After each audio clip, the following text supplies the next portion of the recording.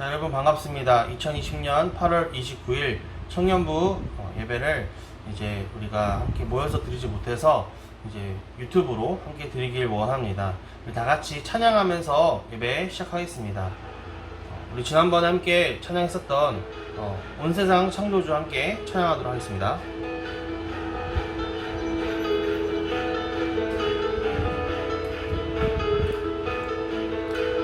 온 세상 창조주, 온 세상 구원자, 모든 것 이기신 능력의 하나님,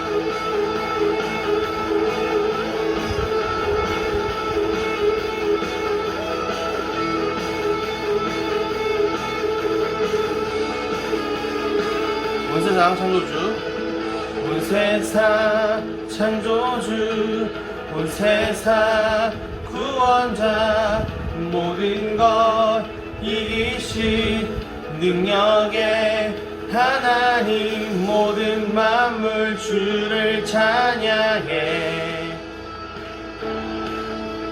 모든 민족 주께 경배해. 모두 승리하리, 열방 얻게 되리. 하나님께서 통치하시네. 모두 승리하리, 열방 얻게 되리. 위대하신 왕 여호와 하나님, 열방을 우리에게 주셨네. 그 명령 따라서 이 열방을 취하리. 하나님, 이 열방을 우리에게 주셨네. 그 명령 따라서 이 열방을 취하리. 모든 만물 주를 찬양해.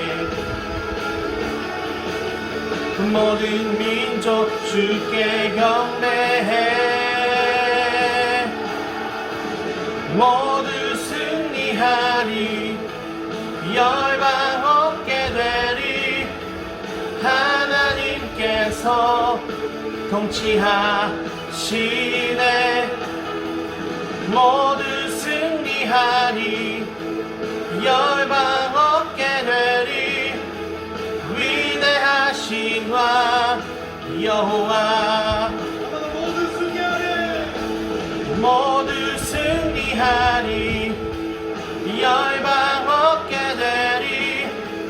하나님께서 통치하시네. 모두 승리하리, 열방 얻게 되리. 위대하신 왕 여호와.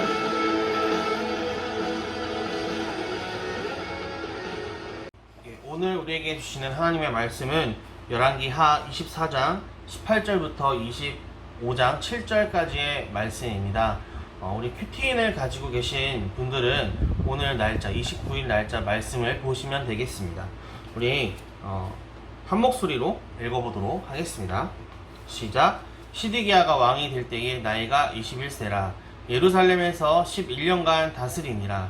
그의 어머니의 이름은 하무다리요 림나인 예레미야의 딸이더라. 그가 여호와 김의 모든 행위를 따라 여호와 보시기에 악을 행한지라. 여호와께서 예루살렘과 유다를 진노하심이 그들을 그 앞에서 쫓아내실 때까지 이르렀더라. 시드기야가 바벨론 왕을 배반하니라. 시드기야 제9년 열째 달 10일에 바벨론의 왕 느부갓네살이 그의 모든 군대를 거느리고 예루살렘을 치러 올라와서 그 성에 대하여 진을 치고 주위에 토성을 쌓음에 그 성이 시드기야 왕 제11년까지 포위되었더라. 그의 넷째 달 9일에 성중에 기근이 심하여 그 땅 백성의 양식이 떨어졌더라. 그 성벽이 파괴됨에 모든 군사가 밤중에 두 성벽 사이 왕의 동산 견문 길로 도망하여 갈대아인들이 그 성읍을 에워쌌으므로 그가 아라바 길로 가더니 갈대아 군대가 그 왕을 뒤쫓아가서 여리고 평지에서 그를 따라잡음에 왕의 모든 군대가 그를 떠나 흩어진지라. 그들이 왕을 사로잡아 그를 림나에 있는 바벨론 왕에게로 끌고 가매 그들이 그를 신문하니라. 그들이 시드기야의 아들들을 그의 눈앞에서 죽이고 시드기야의 두 눈을 빼고 놋 사슬로 그를 결박하여 바벨론으로 끌고 가더라. 아멘. 예, 여러분 오늘 말씀의 제목은 쫓아내실 때까지라는 이제 말씀의 제목으로 우리가 함께 말씀을 나눠보려고 합니다. 24장 18절부터 20절 말씀 가운데는 이제 악을 행한지라라는 것이 이제 주된 주제가 되는데, 이제 우리가 지난번에는 북이스라엘의 멸망을 봤어요. 근데 이번에는 이제 남유다의 멸망을 보게 될 차례입니다.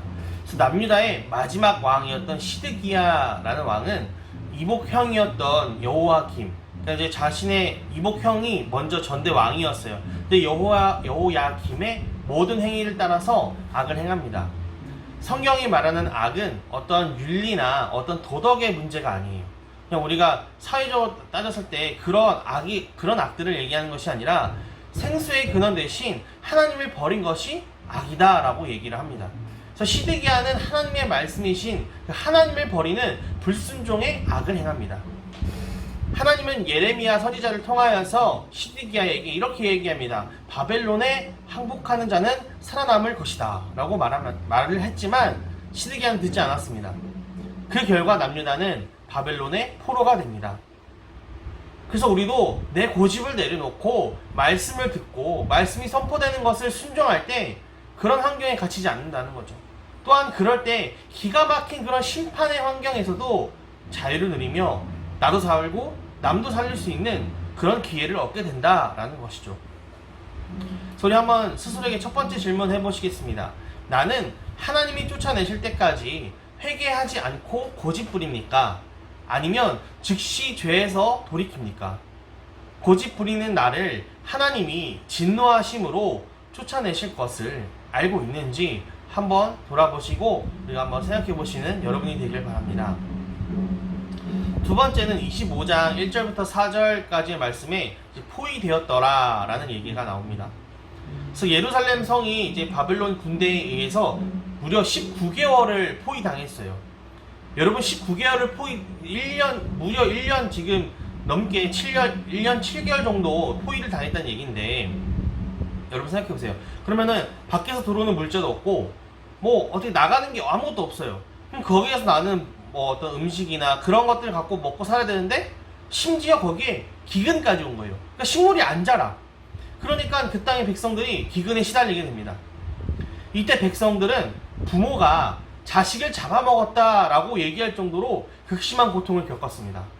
그럼에도 불구하고 이 시드기야 왕은 하나님께 돌이키지 않고 나만 살고자 성벽이 뚫린 것을 보고 밤을 틈타서 이제 왕의 동산 견문길로 도망을 갑니다. 회개하지 않는 지도자는 자기 죄를 직면하지 않고 회피하기에만 급급합니다. 죄의 문제를 회피하는 사람은 나도 죽고 남도 죽이게 됩니다. 기근 같은 환경에서도 남을 탓하기보다 도리어 그때를 구원의 기회로 삼고자 회개할 때 하나님께서는 그 고난을 감해 주신다는 겁니다. 기근의 환경에서 도망가지 않고 내 죄를 직면했을 때 공동체에는 생명의 떡을 나눠줄 수 있게 된다는 겁니다. 그리고 두 번째 질문 한번 해보시겠습니다. 지금 어떤 기근을 겪고 있습니까? 기근의 환경에서 도망치고 있습니까? 아니면 그 환경이 내 죄에서 비롯된 것임을 인정하며 회개하고 있습니까? 세 번째는 이제 25장 5절부터 7절 말씀 가운데에 끌고 갔더라 라는 이야기가 나옵니다. 자, 시드기야가 열심히 도망을 갔습니다. 그리고 그의 군대가 여리고 평지에서 바벨론에게 사로잡힙니다. 끝까지 왕을 호위할 것 같던 그 군대들은 다 흩어지고 시드기야는 바벨론 왕에게로 끌려갑니다.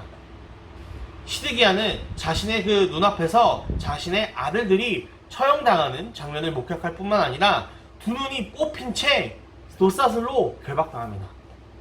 그가 하나님의 말씀에 순종했더라면 그냥 바벨론에 사로잡히기만 했을 텐데 불순종했기 때문에 비참하게 끌려가게 됩니다. 이처럼 주님이 주신 나무 멍에를 스스로 꺾으면 쇠 멍에가 채워집니다.